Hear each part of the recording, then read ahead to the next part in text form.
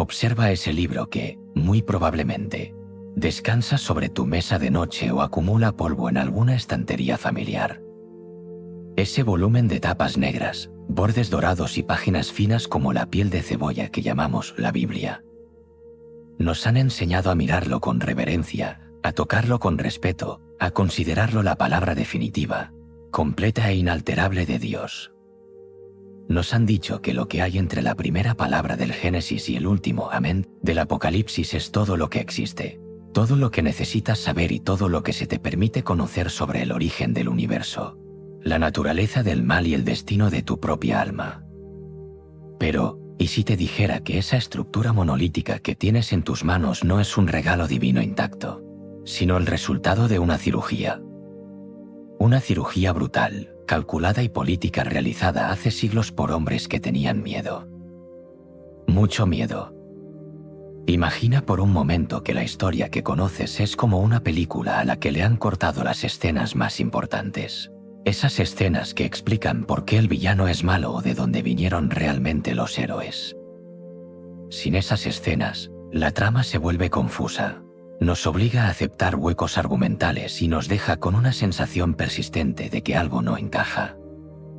Esa sensación que quizás has tenido al leer sobre gigantes que aparecen de la nada, o ángeles que actúan con una voluntad propia aterradora, no es falta de fe. Es la intuición de que te falta una pieza clave del rompecabezas. Y esa pieza tiene nombre. Un nombre que durante más de 1000 años fue susurrado en las sombras, perseguido por la ortodoxia y borrado de los púlpitos, el libro de Enoc. No estamos hablando de un texto gnóstico oscuro escrito por una secta olvidada en el desierto siglos después de Cristo. No. Estamos hablando de un texto que respira fuego y antigüedad. Un libro que, según la tradición, fue escrito por el bisabuelo de Noé, el 7º patriarca después de Adán. Un hombre que, según las mismas escrituras que la Iglesia acepta, caminó con Dios y desapareció, porque Dios se lo llevó. Este no es un profeta cualquiera que murió y fue enterrado. Es el primer ser humano que vio los engranajes del cielo sin probar la muerte. Y lo que escribió, lo que dejó plasmado en caracteres antiguos antes de que el diluvio universal lavara la faz de la tierra, era tan potente, tan radical y tan peligroso para la estructura de poder de la Iglesia naciente, que decidieron que tú no tenías el derecho de leerlo. La pregunta que debe mantenerte despierto esta noche no es si el libro de Enoc es inspirado o no. La pregunta verdaderamente inquietante es, ¿por qué le tenían tanto pánico? ¿Qué había en esas páginas que hizo que los padres de la Iglesia, hombres como Agustín de Hipona o Jerónimo, se esforzaran tanto en desacreditarlo y enterrarlo bajo la arena del tiempo? ¿Por qué no lo eliminaron por ser aburrido o irrelevante? Lo eliminaron porque contaba una historia diferente sobre el origen del mal. Una historia donde la culpa no recaía únicamente sobre los hombros del ser humano y su pecado original, sino que revelaba una intervención externa, una conspiración cósmica y una invasión de seres que no pertenecían a este mundo. Piensa en la implicación de esto. Si la narrativa oficial dice que el hombre cayó por desobedecer y comer una fruta, la culpa es nuestra. El control lo tiene la institución que administra el perdón, y la jerarquía se mantiene intacta. Pero si la narrativa de Enoc es cierta, y hay indicios arqueológicos y textuales que gritan que lo es, entonces la humanidad fue víctima de una corrupción sistemática traída por los vigilantes, ángeles caídos que descendieron no para tentar, sino para enseñar tecnologías prohibidas, manipulación genética y guerra. Al eliminar a Enoc, eliminaron a los verdaderos antagonistas de la historia humana, dejándonos ciegos ante la naturaleza de la batalla espiritual que se libra a nuestro alrededor. Nos dejaron con la culpa, pero nos quitaron la explicación. Durante siglos, este libro se consideró perdido, una leyenda urbana teológica. Se creía que la Iglesia había tenido éxito en su campaña de exterminio literario. Pero la verdad tiene una cualidad obstinada, se niega a permanecer enterrada para siempre. Mientras Europa se sumía en el oscurantismo y la censura, en las tierras altas de Etiopía, protegidos por montañas inexpugnables y monjes guerreros, los manuscritos sobrevivieron.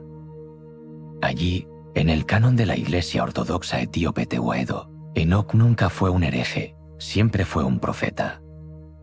El libro se leyó, se copió y se veneró ininterrumpidamente, preservado en la antigua lengua ge'ez, esperando el momento en que el resto del mundo estuviera listo para escuchar lo que tenía que decir.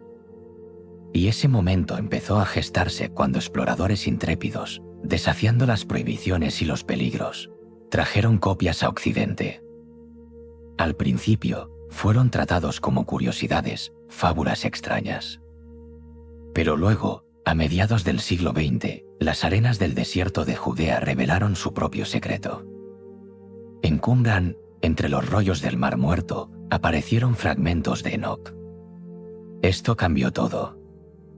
Ya no era solo una rareza etíope, era la prueba física de que los judíos del tiempo de Jesús, los esenios, y muy probablemente el mismo Jesús y sus discípulos, leían, estudiaban y consideraban este libro como escritura sagrada. Imagina la conmoción en los pasillos silenciosos del Vaticano y en las facultades de teología. La evidencia estaba ahí, tangible, escrita en arameo y hebreo. El libro que habían tachado de fantasía medieval tardía resultó ser más antiguo que gran parte del Nuevo Testamento. La verdad oculta estaba saliendo a la luz, pieza por pieza, fragmento por fragmento. Y lo más irónico, lo que debería hacerte cuestionar todo lo que te han enseñado en la escuela dominical, es que la propia Biblia que tienes en casa, esa versión censurada y recortada, contiene una cicatriz, una huella digital que se les olvidó borrar. Una cita directa en la epístola de Judas que referencia a Enoc explícitamente. Es un error en la matrix teológica. Un glitch que nos permite ver detrás del velo. Porque si la Biblia es la palabra perfecta de Dios, y la Biblia cita a Enoc como una autoridad profética, ¿bajo qué autoridad humana se atrevieron a sacarlo del canon? Esta es la contradicción que vamos a desmantelar hoy. No vamos a quedarnos en la superficie de la conspiración, vamos a descender a las profundidades del motivo. Vamos a leer lo que ellos no querían que leyeras. Vamos a entender por qué la figura de los hijos de Dios uniéndose con las hijas de los hombres era un tabú tan grande que merecía la excomunión de un texto entero. Prepárate, porque lo que estás a punto de descubrir no solo cambia la historia del pasado, reescribe la comprensión de tu presente y te da las claves para entender por qué el mundo moderno parece estar siguiendo, paso a paso, un guión oscuro escrito hace miles de años por entidades que no eran humanas. La caja de Pandora está a punto de abrirse, y una vez que veas lo que hay dentro, no podrás volver a cerrar los ojos. La historia oficial nos ofrece seguridad y respuestas simples, una línea recta desde la creación hasta la redención. Pero esa línea recta se dibuja ignorando deliberadamente las curvas aterradoras y los abismos profundos que Enoc cartografió con precisión milimétrica. Y es precisamente en esos abismos donde se esconde la verdadera naturaleza de nuestra realidad. Pero para entender la magnitud de lo que se nos ha ocultado, primero debemos mirar de frente la fachada que construyeron para taparlo. Debemos examinar esa versión oficial que todos aceptamos sin rechistar, porque solo viendo las grietas en el muro perfecto de la ortodoxia podremos entender la luz cegadora que intenta entrar por ellas. Para comprender la magnitud de la supresión, primero tenemos que diseccionar la zona de confort en la que hemos vivido. Esa estructura mental, sólida y aparentemente inamovible, que llamamos canon bíblico. Desde que somos niños, o desde que nos acercamos por primera vez a la fe, se nos entrega una narrativa impecable sobre cómo se formó la Biblia. La historia que nos cuentan, la versión oficial, esterilizada y segura, es que las escrituras son un bloque monolítico, un milagro estático. Nos hacen creer, casi por ósmosis cultural, que la Biblia bajó del cielo tal y como la tienes hoy, con sus 66 libros perfectamente ordenados, encuadernados en cuero y con el sello de aprobación divina impreso en la primera página. Nos venden la idea de una armonía perfecta, donde cada libro fue reconocido instantáneamente por la comunidad de creyentes, aceptados sin dudas y preservados sin mancha a través de los siglos. Bajo esta visión reconfortante, la historia de la Biblia es un cuento de hadas teológico, Dios habló, los hombres escribieron, y la Iglesia simplemente recibió estos textos sagrados, rechazando automáticamente cualquier cosa que fuera falsa o herética. En esta versión de los hechos, no hubo debate, no hubo política y, ciertamente, no hubo censura. Se nos enseña a ver la Biblia como un sistema cerrado, un círculo perfecto donde nada falta y nada sobra. Si un libro no está en tu índice, la explicación automática, la respuesta de manual que te darán en cualquier seminario estándar, es que no era inspirado. Es una lógica circular perfecta, no está porque no es de Dios, y sabemos que no es de Dios porque no está. Punto final. No hagas más preguntas.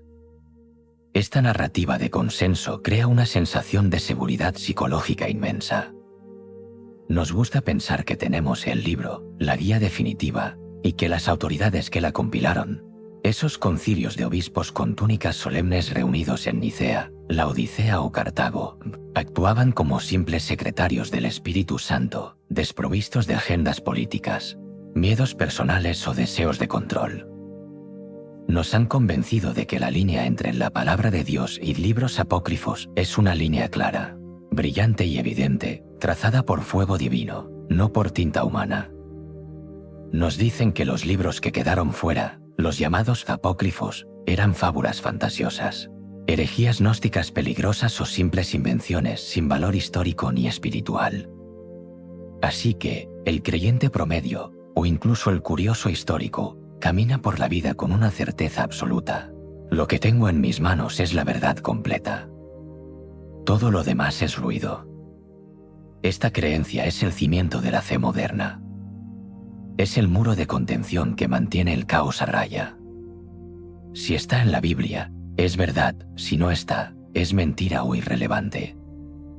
Es una visión binaria, en blanco y negro, que no deja espacio para los matices grises de la historia real. Y es precisamente esa rigidez, esa insistencia en que ya tenemos todo lo que necesitamos, lo que hace que el descubrimiento de lo que realmente sucedió sea tan devastador. Porque la realidad histórica es mucho más sucia, mucho más humana y mucho más inquietante de lo que te atreves a imaginar. La verdad histórica es que el canon no cayó del cielo, fue votado. Fue debatido en salas llenas de hombres que gritaban, que tenían facciones rivales, que estaban preocupados por la herejía, por el poder imperial y por mantener la unidad de una iglesia que se estaba fragmentando. Hubo libros que hoy consideras sagrados, como el Apocalipsis de Juan o la Epístola a los Hebreos, que estuvieron a punto de ser eliminados. Y hubo libros que hoy consideras extraños o prohibidos, como el Pastor de Hermas o la Epístola de Bernabé, que se leían como escritura sagrada en las primeras iglesias. La selección no fue un proceso de reconocimiento místico instantáneo, fue un proceso de exclusión deliberada. Y el criterio para excluir un libro a menudo no era si decía la verdad, sino si esa verdad era conveniente para la jerarquía eclesiástica del momento. El consenso, por tanto, es una ilusión cuidadosamente mantenida. Es una máscara de orden puesta sobre un rostro de complejidad histórica. Nos han enseñado a confiar ciegamente en la decisión de hombres que vivieron hace 1600 años, hombres que tenían una visión del mundo muy específica y que decidieron qué podías leer y qué no, basándose en sus propios miedos y en su necesidad de control social. Pero, como sucede con cualquier muro construido para ocultar algo, si te acercas lo suficiente y miras con atención, empiezas a ver las grietas. Pequeñas fisuras en la narrativa oficial por donde se cuela una luz incómoda. Y no hay grieta más grande, más evidente y más difícil de ignorar que la que encontramos cuando abrimos ese mismo libro, perfecto, y nos topamos con una contradicción flagrante que nadie nos ha explicado jamás. Porque verás, la ironía suprema es que la evidencia contra este consenso perfecto no está escondida en una biblioteca, secreta bajo llave. La evidencia está impresa en la misma tinta de la Biblia que tienes en casa. Solo tienes que saber en qué página detenerte para ver cómo el consenso se desmorona ante tus propios ojos. Ahora, quiero que hagas un ejercicio mental conmigo, o mejor aún, si puedes, hazlo físicamente. Ve al final de tu Nuevo Testamento. Pasa los Evangelios, pasa las cartas de Pablo, pasa las visiones de Pedro y Juan.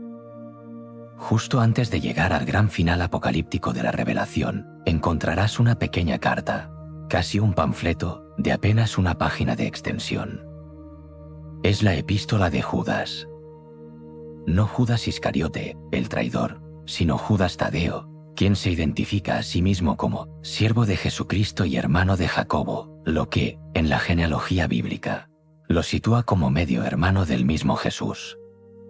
Una figura de autoridad incuestionable en la iglesia primitiva. Este pequeño libro suele pasarse por alto, leído rápidamente en busca de consuelo o advertencia. Pero si detienes tu mirada en los versículos 14 y 15, te encontrarás con algo que debería detener tu corazón por un segundo si entiendes lo que estás leyendo. Judas, bajo la supuesta inspiración del Espíritu Santo, escribe: de estos también profetizó Enoc, séptimo desde Adán, diciendo: He aquí, vino el Señor con sus santas decenas de millares, para hacer juicio contra todos. Lee eso otra vez. Profetizó Enoc. Judas no está citando una tradición oral vaga, está citando un texto escrito. Está citando una profecía específica, con palabras exactas y atribuyéndola a Enoc, el patriarca antediluviano. Aquí es donde la lógica del consenso choca violentamente contra la pared de la realidad. Tienes en tus manos un libro canónico y perfecto, Judas, que valida, cita y eleva a la categoría de profecía divina a un libro que la misma Iglesia te ha dicho que no es canónico, que es falso o que no merece ser leído. ¿Cómo es posible esta paradoja? Si Judas es inspirado por Dios, y Judas dice que Enoc profetizó la verdad, entonces el libro de Enoc debe contener la verdad. No puedes tener lo uno sin lo otro. Si Enoc es una mentira, entonces Judas está citando una mentira, y por tanto la Biblia contiene un error. Pero si Judas dice la verdad, entonces la Iglesia ha estado ocultando un libro profético legítimo durante siglos. Es un callejón sin salida teológico del que la versión oficial no puede escapar sin hacer acrobacias mentales absurdas. Pero la grieta se hace más profunda. No es solo una cita aislada. Si vuelves al principio, al Génesis, capítulo 6, te encuentras con los pasajes más extraños y menos explicados de toda la Biblia. Esos versículos breves, casi telegráficos, que dicen: había gigantes en la tierra en aquellos días, y también después que se llegaron los hijos de Dios a las hijas de los hombres, y les engendraron hijos. Génesis te lanza esta bomba informativa y luego, silencio. Corte a negro. Pasa inmediatamente al diluvio. Te deja con 1.000.000 de preguntas. ¿Quiénes eran esos hijos de Dios? ¿Por qué había gigantes? ¿Qué tiene que ver esto con la decisión de Dios de destruir el mundo con agua? La narrativa oficial, la que te enseñan en la escuela dominical, intenta tapar este agujero con explicaciones débiles. Te dirán que los hijos de Dios eran simplemente los descendientes del linaje piadoso de Set y que las hijas de los hombres eran del linaje malvado de Caín. Te dirán que fue solo un matrimonio mixto religioso. Pero seamos honestos, desde cuando la unión de un hombre religioso y una mujer no religiosa produce gigantes genéticos que devoran la tierra y héroes de renombre antiguo. Biológicamente, teológicamente y narrativamente, esa explicación oficial hace aguas por todos lados. No tiene sentido. Se siente como un parche puesto a toda prisa para tapar algo mucho más grande. Y ahí es donde entra la duda corrosiva, la duda necesaria. Te das cuenta de que Génesis 6 es un resumen. Es una nota al pie de página de una historia mucho más amplia que fue editada. Es como leer el resumen de una película en la contraportada del DVD en lugar de ver la película. Alguien, en algún momento, decidió resumir en 4 versículos lo que el libro de Enoc detalla en capítulos enteros. Enoc no solo menciona a los gigantes, les pone nombre. No solo menciona a los hijos de Dios, los llama vigilantes, da sus nombres, describe su jerarquía. sus juramentos secretos en el monte Hermón y, lo más importante, detalla la tecnología y la brujería que enseñaron a la humanidad. La Biblia oficial te muestra el humo, Enoc te muestra el incendio. La Biblia te dice que hubo corrupción, Enoc te explica la fuente de esa corrupción. Y la existencia de esa cita en Judas es la prueba irrefutable de que los primeros cristianos, los apóstoles y la audiencia original de la Biblia, tenían acceso al incendio completo. Ellos sabían de qué hablaba Judas. Ellos leían a Enoc. Para ellos no había misterio, era parte de su cosmovisión. El misterio ha sido fabricado para nosotros mediante la sustracción de la información clave. La duda ya está plantada. La contradicción es evidente. Un libro dentro de la Biblia apunta con el dedo hacia afuera, hacia un texto prohibido, diciendo, ahí está la respuesta. Y si seguimos ese dedo, si nos atrevemos a cruzar la línea roja que trazaron los concilios eclesiásticos, nos encontramos no con fábulas, sino con una crónica detallada, casi periodística, de una intervención extraterrestre y espiritual en la antigüedad. Pero para entender por qué esta información específica era tan peligrosa, tenemos que dejar de tratar esto como teología abstracta y empezar a tratarlo como una investigación criminal. Tenemos que mirar las pruebas. Porque cuando abres el libro de Enoc y lees lo que realmente hicieron estos vigilantes, entiendes que no solo corrompieron el espíritu humano, cambiaron para siempre nuestro ADN y nuestra civilización. Para entender lo que realmente ocurrió, debemos dejar de mirar la Biblia como un libro de moralidad y empezar a leer el libro de Enoc como lo que realmente es, un informe de inteligencia sobre una infiltración hostil. Olvida la imagen de querubines tocando el arpa en las nubes. Enoc nos lleva a una ubicación geográfica específica, un lugar que todavía puedes encontrar en un mapa hoy en día, el monte Hermón, en la frontera entre Siria y Líbano. El texto es escalofriantemente preciso. Nos dice que allí, en la cumbre de esa montaña, descendieron 200 entidades. No eran demonios grotescos surgidos del infierno, sino vigilantes, en hebreo, Irim, seres de luz, arquitectos cósmicos que tenían una misión de observación, pero que decidieron romper la directiva principal. El texto de Enoc detalla una operación organizada. No fue un acto impulsivo de lujuria, fue una conspiración militar. Nombra a sus líderes, Samyaza, el comandante supremo, Azazel, su segundo al mando, y una lista de jefes de Decuria. Estos seres hicieron un juramento, un pacto de sangre y maldición mutua en la cima de la montaña, comprometiéndose a llevar a cabo un plan que cambiaría para siempre el destino de la Tierra, mezclar su semilla con la humana. Pero aquí es donde la investigación se pone verdaderamente oscura. La mayoría de la gente se queda en la parte de los gigantes, los Nefilim, esos híbridos biológicos que dominaron la antigüedad y devoraron los recursos de la humanidad. Pero eso es solo el síntoma, no la enfermedad. El verdadero crimen de los vigilantes, la verdadera razón por la que fueron encadenados en la oscuridad, no fue solo el sexo prohibido. Fue la transferencia de tecnología. Enoc nos da una lista detallada de lo que estos seres enseñaron a los humanos a cambio de acceso a las mujeres. Y cuando lees la lista, se te helará la sangre, porque es la base exacta de nuestra civilización avanzada. Azazel, dice el texto, enseñó a los hombres a hacer espadas, cuchillos, escudos y corazas. Enseñó la metalurgia. Antes de esto, el conflicto humano era limitado. Después de Azazel, la guerra se industrializó. Nos enseñaron a matarnos con eficiencia a escala masiva. Pero no se detuvieron ahí. Enseñaron el arte de pintarse los ojos y embellecer los párpados, el uso de piedras preciosas y tintes.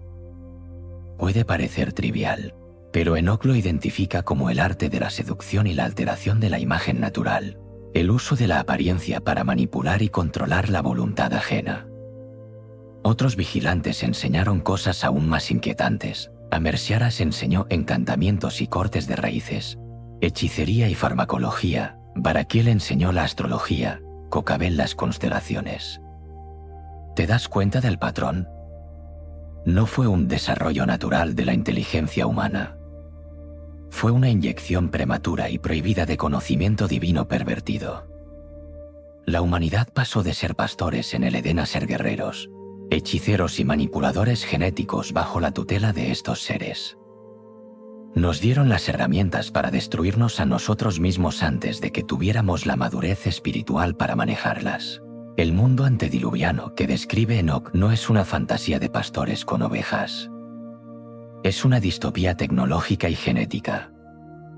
Los Nefilim, los hijos de esta unión, no eran solo grandes, eran monstruos voraces que, según el texto, al no tener suficientes recursos, empezaron a pecar contra las aves y las bestias, sugiriendo una manipulación genética interespecies que haría palidecer a nuestros científicos modernos. La maldad que provocó el diluvio no fue que los humanos fueran simplemente malos comportándose, fue que la biología misma del planeta y la estructura social habían sido secuestradas y corrompidas, irreversiblemente por una inteligencia alienígena. La Tierra estaba infectada. El ADN humano, el código que Dios había diseñado, estaba siendo sobrescrito. Esta es la evidencia que Enoc pone sobre la mesa. No es una alegoría. Es la crónica de cómo la humanidad fue utilizada como incubadora y campo de pruebas para una rebelión angelical. Nos muestra que la civilización, tal como la conocemos, con sus guerras, su obsesión por la estética y el poder, y su manipulación de la naturaleza, no es un logro humano, sino el legado tóxico de los vigilantes. Y si aceptamos esto como verdad histórica, la narrativa completa de la Biblia cambia. Ya no somos los únicos culpables, somos los supervivientes de una ocupación. Y es precisamente esa idea, la idea de que somos víctimas de una manipulación superior y no solo pecadores rebeldes, lo que resultaba intolerable para la nueva estructura de poder que se estaba formando en Roma. Porque una iglesia que quiere gobernar necesita súbditos culpables, no guerreros informados. Llegamos ahora al corazón de la conspiración. La pregunta del millón, si este libro era tan importante, si Jesús lo conocía, si los apóstoles lo citaban. ¿Por qué desapareció? ¿Por qué, durante más de 1000 años, poseer una copia podía costarte la libertad o la vida? La respuesta oficial de la Iglesia es que el libro era extraño, incoherente o de dudosa procedencia. Pero la verdadera respuesta es mucho más pragmática, fría y política. El libro de Enoc era peligroso para el modelo de negocio de la Iglesia imperial.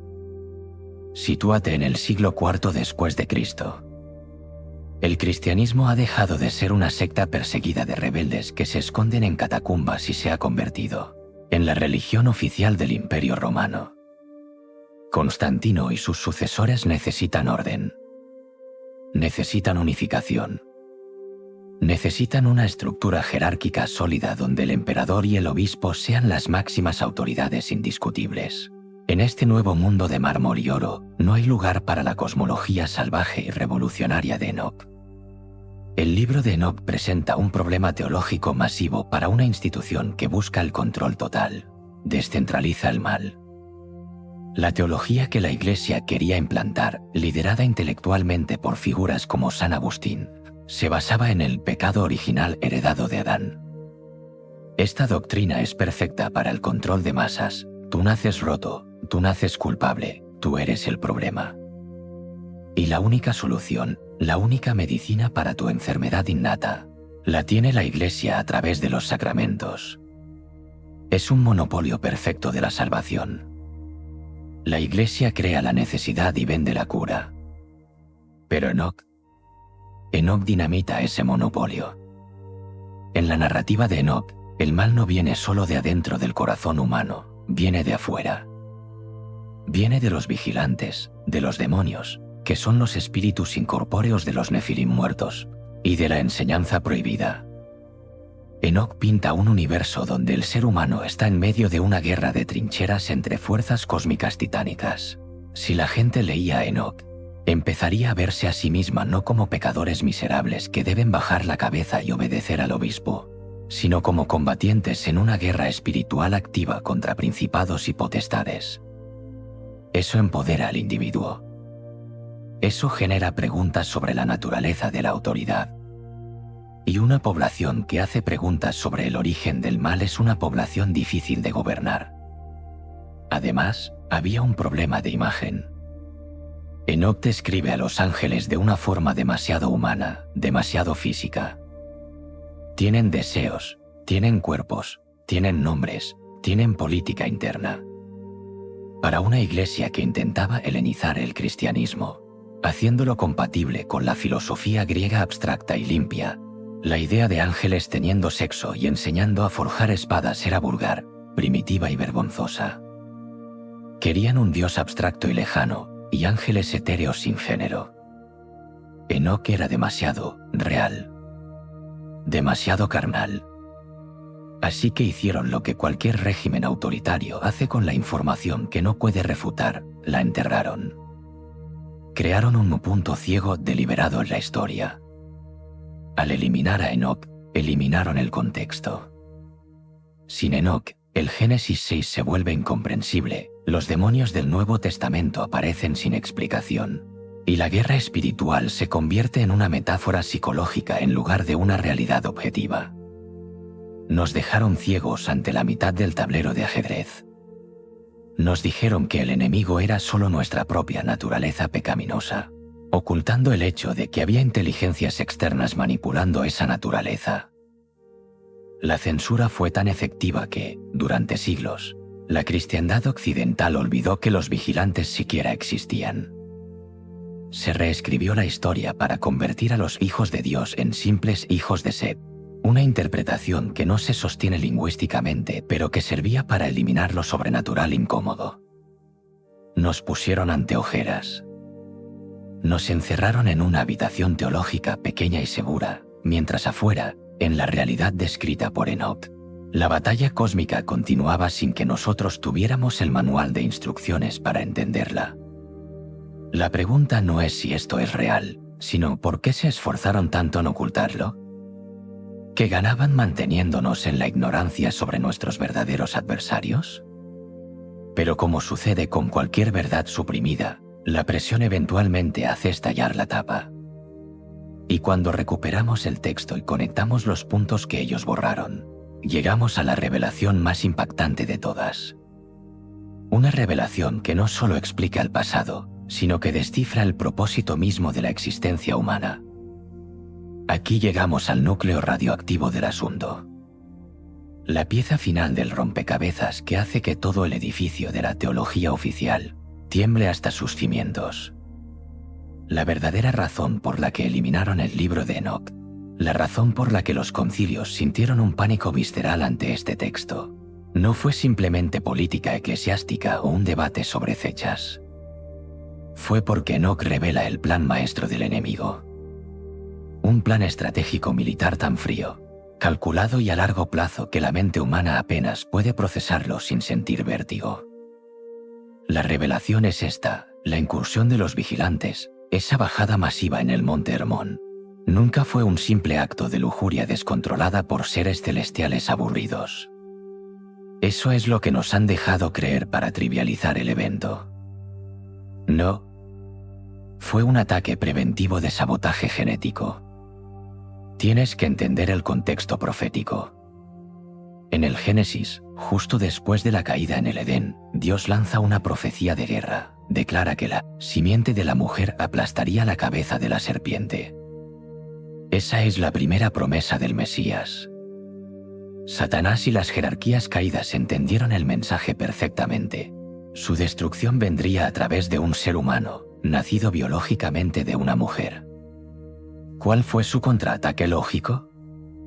¿Cómo detienes una profecía que depende de un linaje humano puro? Simple y terroríficamente genial, corrompes el linaje. Contaminas el contenedor.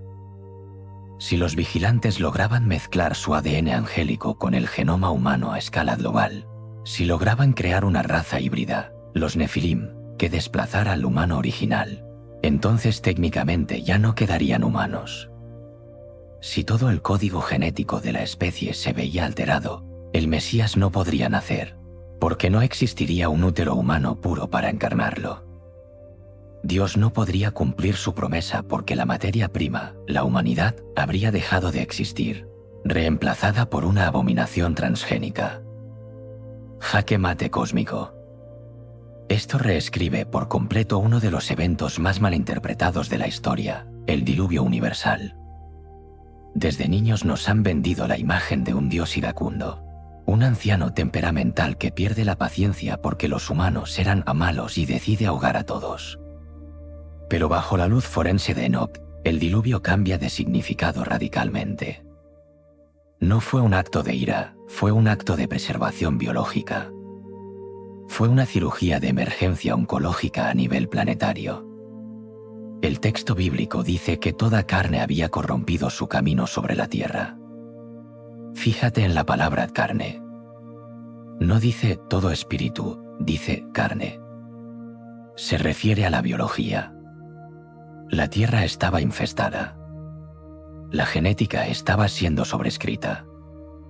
Y aquí está el detalle que la traducción estándar oculta. Cuando la Biblia dice que Noé era perfecto en sus generaciones, la palabra hebrea original es tamín.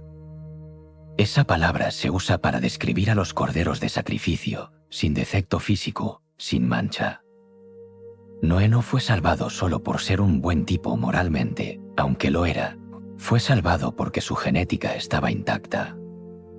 Él y su familia eran el último reducto, la última cepa pura de ADN humano original que no había sido contaminada por la sangre de los vigilantes. Esta es la revelación que te quita el aliento y te hace mirar al cielo con otros ojos. Estamos aquí, tú y yo, respirando hoy, no por casualidad, sino porque Dios intervino drásticamente para evitar la extinción genética de nuestra especie. La historia humana no es un paseo evolutivo, es la crónica de una supervivencia milagrosa frente a un intento de genocidio biológico orquestado por inteligencias superiores. La Iglesia ocultó a Enoch porque esta verdad es demasiado aterradora para la masa. Es más fácil predicar sobre moralidad básica los domingos que explicarle a la congregación que sus antepasados sobrevivieron a una guerra de hibridación alienígena. Nos ocultaron la magnitud del peligro para darnos una falsa sensación de seguridad. Pero una vez que sabes que el campo de batalla es tu propia biología y que la historia es psíquica, te das cuenta de que el peligro no desapareció con el agua del diluvio. Solo cambió de forma. Y esto nos lleva a preguntarnos, ¿qué significa realmente vivir hoy en un mundo que ha olvidado a sus antiguos depredadores? Saber esto cambia la textura misma de tu realidad. Es como si de repente se encendieran las luces en una habitación oscura donde has estado viviendo toda tu vida, y te das cuenta de que no estás solo. Dejas de ser un espectador pasivo de la historia y de las noticias para convertirte en un testigo consciente. De repente, mirar los avances científicos, las tendencias culturales y la obsesión moderna con la modificación corporal ya no es inocente. Todo cobra un tinte diferente, más siniestro, más familiar. Si la cosmovisión de Enoch es cierta, entonces vives en territorio ocupado. La famosa guerra espiritual, de la que hablan los pastores y sacerdotes, deja de ser una metáfora bonita para tus luchas internas contra la ansiedad o el mal carácter. Se convierte en una descripción literal, geopolítica y dimensional de la realidad. Cuando la Biblia habla de gobernadores de las tinieblas y huestes espirituales de maldad en las regiones celestes, no está usando poesía. Está describiendo una jerarquía de mando que opera en la sombra, una estructura de poder que ha estado aquí mucho antes que nosotros y que tiene una agenda específica. Para ti, personalmente, esto es una liberación mental brutal. Te libera de la carga de la culpa absoluta que la religión institucional a veces impone. Sí, el ser humano es falible, sí, cometemos errores. Pero entender a Enoch es entender que hemos sido objeto de una campaña de manipulación milenaria. Entiendes que muchas de las inclinaciones destructivas de la sociedad, la guerra, la obsesión por el poder, la tecnología usada para deshumanizar, no son necesariamente progreso natural del ingenio humano. Son ecos. Son la reverberación de una tecnología y una enseñanza caída que nos dieron antes de tiempo. Esto te empodera, Porque el conocer al enemigo es la mitad de la victoria. Cuando entiendes que ciertas ideas no son tuyas, sino implantadas. Cuando entiendes que la cultura de masas a menudo sigue el guión de los vigilantes, seducción, guerra, alteración de la realidad, puedes elegir no participar. Puedes ver los hilos de la marioneta. Puedes mirar un anuncio, una noticia sobre ingeniería genética o una tendencia viral y decir, ya sé de dónde viene esto. Ya sé quién enseñó esto primero. Tu identidad cambia radicalmente. Ya no eres solo un creyente genérico esperando ir al cielo cuando mueras. Te conviertes en un guardián de la memoria. Eres alguien que ha recuperado el archivo perdido. La Biblia, que quizás antes te parecía un libro de reglas aburrido, se transforma en un mapa de operaciones militares. ¿Entiendes por qué Dios era tan obsesivamente estricto con la mezcla de sangres y culturas en el Antiguo Testamento? No era racismo, era cuarentena. ¿Entiendes la urgencia desesperada de los profetas? Todo cobra sentido bajo la lente de la resistencia contra los vigilantes. Has despertado de la Matrix teológica simplificada. Has tomado la pastilla roja que estaba escondida en el desierto de Etiopía y en las cuevas de Qumran. Y aunque la verdad es inquietante, es infinitamente mejor que vivir ciego. Ahora sabes que tu vida espiritual no es un hobby, es una posición de defensa en una guerra que abarca milenios. Y ahora que tienes los ojos abiertos, ahora que tus defensas mentales están activadas y sabes qué buscar en el horizonte, la pregunta lógica, la pregunta urgente que debe estar martillando tu cabeza es, ¿cómo aplicamos esto hoy? Porque si Jesús tenía razón y los tiempos finales serán como los días de Noé, entonces los vigilantes ya deben estar haciendo su jugada maestra de nuevo. El conocimiento sin aplicación es solo vanidad intelectual, y lo que tenemos entre manos es demasiado urgente para dejarlo en una estantería mental. La advertencia práctica de Enoc para nosotros, aquí y ahora, es brutalmente clara: cuidado con la hibridación. Pero no esperes ver gigantes de 3 metros con 6 dedos en cada mano caminando por la Quinta Avenida, aunque la historia nos dice que eso ya ocurrió. La estrategia del enemigo evoluciona. En la antigüedad, la hibridación fue biológica, carne y sangre. Hoy, la hibridación es tecnológica, digital y sintética. Analiza las promesas que nos vende la élite tecnológica moderna. Nos hablan del transhumanismo, de fusionar nuestra mente con la inteligencia artificial, de editar nuestro genoma con herramientas como CRISPR para eliminar enfermedades y detener el envejecimiento. Nos prometen la descarga de la conciencia en la nube. ¿Te suena familiar? Es el eco exacto, la reverberación digital de la antigua promesa de la serpiente en el Edén y de los vigilantes en el monte Hermón. Seréis como dioses.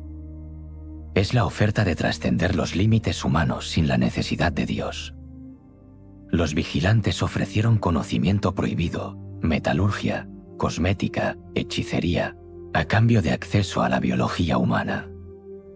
Hoy, el sistema nos ofrece una conveniencia infinita, una conexión omnipresente y un conocimiento ilimitado en la palma de la mano a cambio de algo mucho más valioso: nuestra privacidad, nuestra capacidad de atención y, finalmente, nuestra esencia humana. Estamos viendo el nacimiento de una nueva clase de hechicería.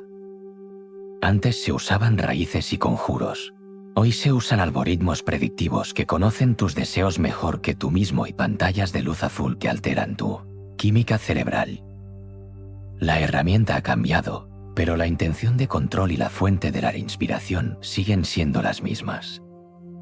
Tu tarea, como buscador que ha recuperado el archivo perdido de Enoch, es mantener tu humanidad intacta. Es practicar una resistencia consciente. Se trata de ser tamim, íntegro, en una era de fragmentación. Cuando veas que la sociedad empuja agresivamente hacia la disolución de lo natural, hacia la redefinición de qué es ser humano, hacia la fusión hombre-máquina, debes encender todas tus alarmas internas. Recuerda el monte Hermón. Recuerda que no todo avance es progreso, a veces es simplemente una caída más rápida hacia el abismo. Recuerda que la tecnología que prometía liberar a la humanidad antediluviana terminó esclavizándola y destruyéndola. Aplica este conocimiento estableciendo límites sagrados. Protege tu mente de la programación constante. Vuelve a la oración, pero no como una rutina religiosa vacía, sino como un acto de guerra espiritual, como una declaración de soberanía. Pertenezco al Creador original, no a la copia sintética. Entiende que la verdadera batalla hoy es por tu atención y tu identidad. Los hijos de Dios traídos querían habitar la tierra a través de cuerpos robados. Las inteligencias actuales quieren habitar tu mente a través de pensamientos implantados. No permitas que te seduzcan con los espejitos de colores del futuro brillante sin cuestionar quién está detrás del diseño arquitectónico. Mantente humano. Mantente conectado a la fuente orgánica, al espíritu. Ese es tu mayor acto de rebelión en un mundo diseñado por los caídos. Ser simplemente humano, en un mundo que quiere convertirte en un código, es el acto revolucionario definitivo. La verdad es un arma de doble filo, corta la ignorancia, pero también corta la comodidad. Hoy te he entregado una espada que estuvo enterrada bajo las arenas del dogma y la censura durante siglos. Pero la batalla por la verdad no termina en este vídeo. De hecho, al aceptar esta información, acabas de ser reclutado para una investigación mucho más profunda. El libro de Enoch ha vuelto a salir a la luz después de milenios de oscuridad forzada. Y quiero que entiendas que esto no es una casualidad histórica. No es un accidente arqueológico. Si estás escuchando esto, si tu algoritmo te trajo aquí y has sentido esa resonancia interna, esa vibración de verdad en tus huesos, es porque tu espíritu estaba buscando esta pieza faltante. La versión oficial, esa narrativa segura y recortada, se ha roto para siempre ante tus ojos, y a través de las grietas, por fin podemos vislumbrar el panorama completo de nuestra historia y nuestro destino. Pero esto inevitablemente abre una puerta que ya no se puede cerrar, y nos obliga a plantearnos la siguiente gran duda, la pregunta que debería inquietarte. Si fueron capaces de ocultar y demonizar un libro tan fundamental como Enoch, un libro citado por los apóstoles y venerado por los primeros cristianos, ¿qué más nos han quitado? Piensa en los kilómetros de estanterías en los archivos secretos del Vaticano. Piensa en las bibliotecas privadas de las sociedades secretas. ¿Qué otros evangelios, qué otras crónicas de la historia humana están acumulando polvo en sótanos blindados a los que tú y yo no tenemos acceso?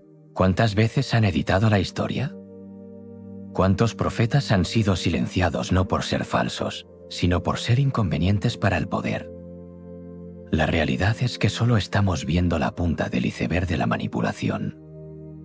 La verdad, como siempre, está oculta a simple vista, esperando a quienes tienen la valentía de mirar más allá del dogma establecido y soportar el peso de lo desconocido. Si tú también eres un buscador, si te niegas a ser un espectador pasivo en un mundo de mentiras y quieres seguir desenterrando los misterios que nos han robado, este es tu refugio. Suscríbete ahora al canal. No lo hagas solo para ver vídeos, hazlo para unirte a una comunidad que no pide permiso para preguntar. Activa la campana, porque cada vez que subimos contenido, estamos desafiando el silencio que ellos impusieron. Y ahora, la parte más importante, tu voz. Necesito leerte en los comentarios, porque la sabiduría colectiva es nuestra mejor defensa. Quiero saber tu teoría. ¿Crees que la obsesión moderna con la tecnología y los fenómenos aéreos son la preparación para el regreso público de los vigilantes? Estamos viviendo ya en los nuevos días de Noé. Escribe tu opinión abajo, sin filtros. Leo y analizo todo. La investigación continúa. Mantén los ojos abiertos, mantén la mente afilada y, sobre todo, no dejes de buscar. La próxima verdad prohibida ya está en camino. Nos vemos en el otro lado.